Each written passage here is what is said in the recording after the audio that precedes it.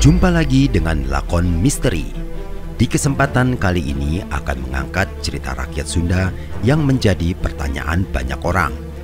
Apakah Prabu Surawisesa sebagai Raja Pajajaran berkhianat pada Nusantara?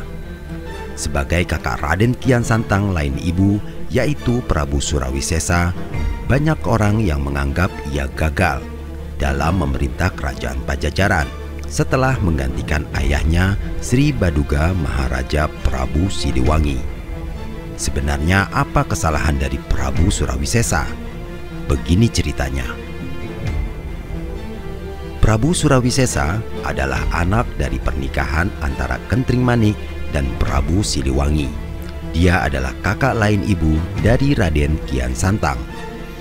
Karena terlahir dari permaisuri kerajaan Pajajaran, otomatis Prabu Surawisesa lah yang paling berhak melanjutkan tahta Pajajaran, bukan Prabu Walang Sungsang. Ayo dukung terus lakon misteri.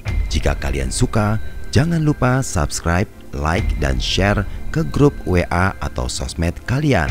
Jika sudah 5.000 subscriber, lakon misteri akan memberikan giveaway buat kalian yang setia dengan lakon misteri. Berbagi kebaikan adalah sedekah. Terima kasih.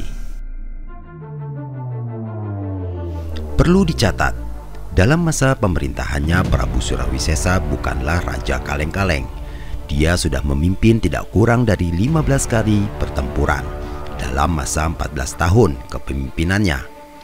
Namun sayang, kerajaan Pajajaran melakukan perjanjian kerjasama dengan bangsa asing yaitu Portugis, di mana dalam perjanjian itu Portugis akan membuatkan benteng pertahanan di daerah Banten dan Kalapa. Setiap Portugis datang, maka Pajajaran akan memberikan muatan lada dan ditukar dengan barang-barang keperluan yang dibutuhkan pihak Sunda. Perjanjian yang dilakukan Pajajaran di bawah kekuasaan Surawisesa dengan Portugis ini mendatangkan kecemasan dari pihak Kerajaan Demak yang saat itu dipimpin oleh Sultan Trenggana. Kecemasan ini mengacu pada Selat Malaka sebagai pintu masuknya perairan Nusantara sebelah utara. Sudah semestinya setiap pedagang seluruh Nusantara bahkan mancanegara datang untuk berdagang. Ketika Sunda dan Malaka dikuasai Portugis, otomatis melumpuhkan sektor kemaritiman kerajaan di Nusantara.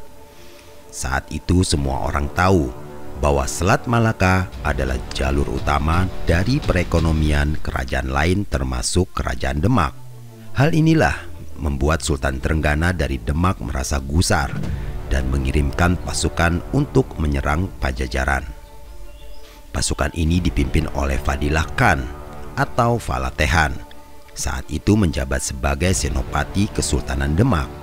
Fadilah Khan menikah dengan Ratu Pembayun, seorang janda dari Pangeran Jaya Kelana. Kemudian ia menikah kembali dengan Ratu Ayu, janda Sabrang Lor. Dengan begitu, Fadilah Khan atau Falatehan menjadi menantu Raden Patah, sekaligus menantu dari Sunan Gunung Jati atau Syarif Hidayatullah. Pertempuran hebat terjadi pada tahun 1527 Masehi antara Kerajaan Pajajaran yang dipimpin oleh Prabu Surawisesa dengan Fadilah Khan alias Falatehan dari Kerajaan Demak. Bantuan Portugis untuk Pajajaran terlambat datang, hingga pelabuhan Kalapa bisa direbut oleh pasukan Fadilah Khan alias Falatehan.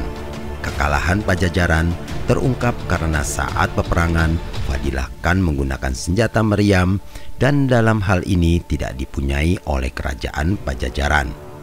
Dan Surawisesa pun takluk. Benar atau tidak, wallahu a'lam.